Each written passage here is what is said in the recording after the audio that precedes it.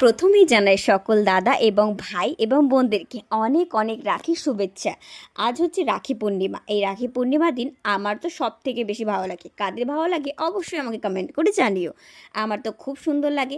এই দিনটাতে আমরা কত ভাই বোন দুষ্টুমি, এত জ্বালাতন, এত ভালোবাসা আর এতটা মজা করি যে বলার কোনো শেষ নেই। এই দিনটার জন্য আমি সব বছরটাই অপেক্ষা করি, কারণ এই দিনটাই হলো আমাদের সব থেকে প্রিয় দিন ভাই এবং বোনের। এই দিনটার জন্য অপেক্ষা করতে করতে করতে চলে এসেছে এই দিনটা। এই দিনটার জন্য কারা কারা অপেক্ষা করো অবশ্যই আমাকে কমেন্ট করে জানিও। কারণ এই রাখি বন্ধনের দিনটা আমাদের ভাই বোন এতটাই সুন্দর মুহূর্ত, এই মুহূর্তটা কখনোই আসে না। এই মুহূর্তটা সব থেকে বেস্ট, পৃথিবীর সব থেকে বেস্ট হলো এই রাখি বন্ধন। এই রাখি বন্ধনের জন্য অপেক্ষা করা এবং এবং দাদা ভাইদেরকে এত সুন্দর করে রাখি পরানো সব থেকে বেস্ট একটা জিনিস। আমার তো খুব ভালো লাগে। তোমাদের কেমন লাগে অবশ্যই বলো আমাকে।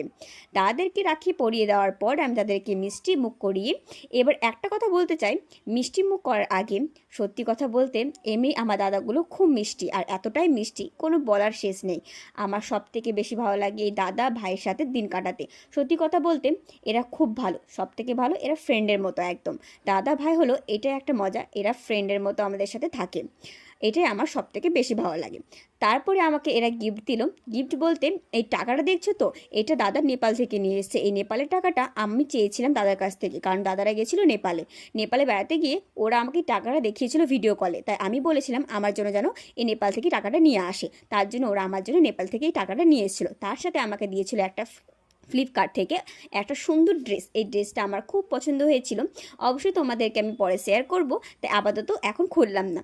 দিয়ে তারপরে দাদাও আমাকে রাখি পরিয়ে দিল। অবশ্যই তোমরা আমাকে কমেন্ট করে জানিও তোমাদেরকে কে রাখি পরায়, দাদা না দিদি।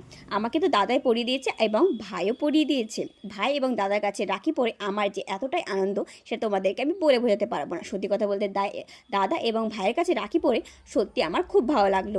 তোমাদের কেমন ভালো লেগেছে সব অবশ্যই আমাকে কমেন্ট করো, আর তোমরা কেমন দিনটা কাটিয়েছো অবশ্যই আমাকে বলো। টাটা।